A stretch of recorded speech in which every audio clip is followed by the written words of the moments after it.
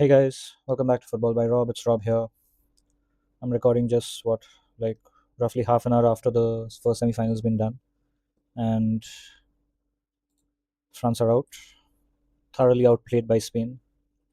And I mean, basically all the fears that I had they came to pass in this game, and it just feels really disappointing to have watched such an amazing team go out in this manner. I knew that Spain would be a good team and they'd pose a really tough challenge, but I didn't expect France to be so toothless, so devoid of ideas. And Spain thoroughly outplayed us on the day. Have to give props to them. I hope they can put up a good fight in the final. It's just annoying. It's just annoying to see this sort of an outcome. So I'll just go through the whole game. We started pretty slow, but in the initial first phase of the game, I'd say that it was even. Even Spain weren't creating a whole lot. I think Olise was having a really bad game right from the start, um, and it just got really annoying after the first penalty that we gave away. And I'll just swap my screen on so I can show you. Hold on. Right, so you can see the attack momentum here at the bottom. In the initial phase, we were fine, and then right before the first hydration break, Luca Dean with a really bozo moment, and I had called this earlier in the preview as well because I was worried about him up against Yamal and the fact that Pedro Porro loves to go on the overlap, and if you see, he's a part of the second goal as well. But Luka Dean with absolutely no idea, no wherewithal or understanding of who's in your space or what's going on, and it's just so annoying because if that penalty doesn't go in, the entire game state can be different for that half.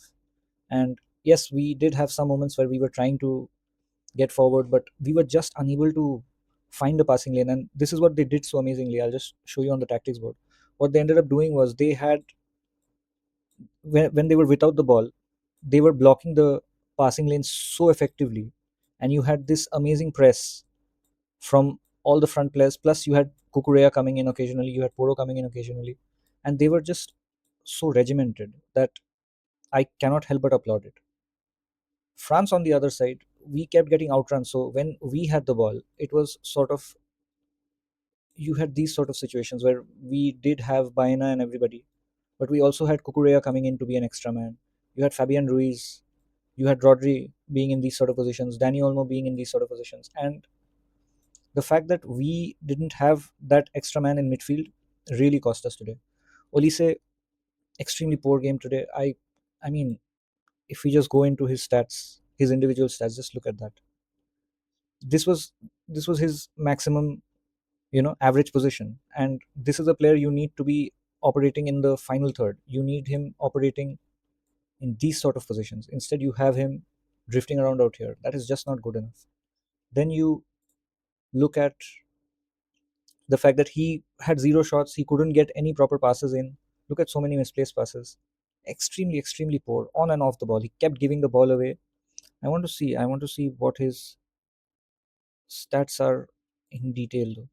But on the whole, he was extremely, extremely poor. And it had shades of this the Bayern PSG second leg from this year's Champions League.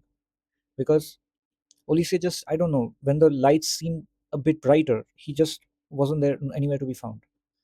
And that really was disappointing. And what do I say? What do I say? Even Bradley Barcola, nothing to write home about. Rabiot, poor. I think he could have been sent off. Olise also, I think he could have been sent off. Very, very fortunate to not get a red card for that, challenge on Rodri, I think it was early on. And I've seen those given. I mean, but then again, you've also seen the World Cup and the referees at the World Cup basically be more lenient with tackles like that as well. But in my eyes, that was a red card, so I would not have been surprised had he been sent off. Oh, Dembele also extremely non-existent is the word I'd like to use for him. I just didn't really see him in the game at all. Chouameni as well. I think playing him was not the correct move in my opinion. I think, or maybe Chouameni could have been here where Rabiot was. What they did in the second half. So you had Manu Kone come on in the second half, and I think he is the most press resistant of all players that we have. But it just feels like a missed opportunity. Uh, I think Deschamps got the entire uh, plot line, the entire team setup right from the start. He got it wrong. I don't think that helped, and we concede that first goal of that penalty that Yamal wins, and then before we can get back into the game, we have this really horrible moment where you have William Saliba basically go down on the ball with absolutely no pressure on him whatsoever, and he was already uh, playing with an injury in his back, and I think there was talk of him having surgery after the Champions League final, but he had chosen to postpone it till the World Cup, and now it looks like a muscular injury here as well. So that really hampered France's ability to build out from the back. And to Spain's credit, they kept this relentless press that they had on the throughout. And on the off chance, whenever France even managed to get the ball in, and you had Mbappe chasing, you had Unai Simon playing as a sweeper keeper really well. I think this was probably his best game. This was Spain's best game, and they managed to restrict France completely. I mean, if we go into the stats, you'll see France had nothing for them. This attack, this fabled attack that I was waxing lyrical about, they created a total of 0.30 xg in the entire game. No big chances. Spain had multiple big chances. You get the first goal from a pen, you get the second goal from a really, really lovely team move involving Yamal and involving Pedro Porro. Then you have another case where Yamal almost scored, but I think the flag had gone up. There was one more instance where I think Oyazabal had scored, but the flag had gone up. So Spain completely bossed this game from start to finish. And I was worried about that midfield overload, and that's what ended up being France's undoing. But I'm still going to give props to the boys. They played really well. The overall tournament is a success. Getting to the semi-final of a tournament like the World Cup is a success in itself. Yes, there is going to be a level of disappointment that you're not capitalizing on that situation, but I can only applaud them for the performances that they have done so far. Today was a bad day. They have gotten their uh, licks from me, but I'm also going to thank all of them for the season they've put in. It's been a long, grueling league campaign, in club football ways at least. So props to them. It's also the end for Didier Deschamps. It's his final ever game. It's 600 games managed. I don't know what he's going to do now, but he's leaving France after what 12 years, and I just want to take a few minutes to applaud him as well. Absolutely legendary manager, what he's done for us. Even though I've had my love-hate moments with him in certain tournaments in the past, and his you know propensity to favor certain players, even though they aren't the best fit for the team, in my opinion.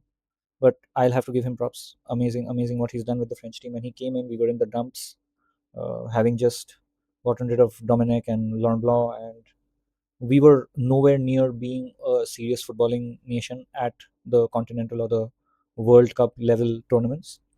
And he came and changed that narrative. I think his worst performance at a tournament was the round of 16 with Switzerland. So never been grouped in his entire career with France. Always managed to get us to qualify properly, no playoffs and none of this bullshit. And the record speaks for itself. I mean, you have the 2016 Euro final, you have the 2018 World Cup, you have the 2021 Nations League, you have the 2022 World Cup final, you have the 2024 semis, Euro semis, you have the 2026 World Cup semis. Massively, massively, like I don't have enough words to thank him for what he's done for French football, especially considering how dire the situation was back then. So I mean, just props to him. Yes, it does feel a bit annoying because sometimes he can be a bit obtuse and play the players that he wants to play and just do that. But yeah, I don't have anything against him. I'm looking forward to seeing what Zidane does now. I need to see that announcement happen ASAP. I also want to say, oh, I didn't talk about Maxence Lacroix. He came on for William Saliba, and I think right after that, it was never the same. And that's no shade on Lacroix. I mean, it's not his fault that he's not as good, but it is what it is. I think we were found lacking in the defense and midfield once that happened, and with no proper ball progression, the attack was just toothless. Yeah, that's about it. I'm also worried about Saliba now. I'm really worried about what's going to happen with Arsenal, because we've got a lot of players who are either out or on the cusp, and I'm worried because I don't know what's going to happen when we get going for the season. Like, what, it's going to start in exactly a month from now. I think the first game is on the 17th of August. So we've already let Trossard leave. We haven't had any proper signings come in apart from Ilan Melie from Leeds. I don't count that as a proper signing, and I'd be really, really fuming if he ended up being the second goalkeeper and Kepa leaves. But I know that there's a release clause in Kepa's contract, so it's a possibility.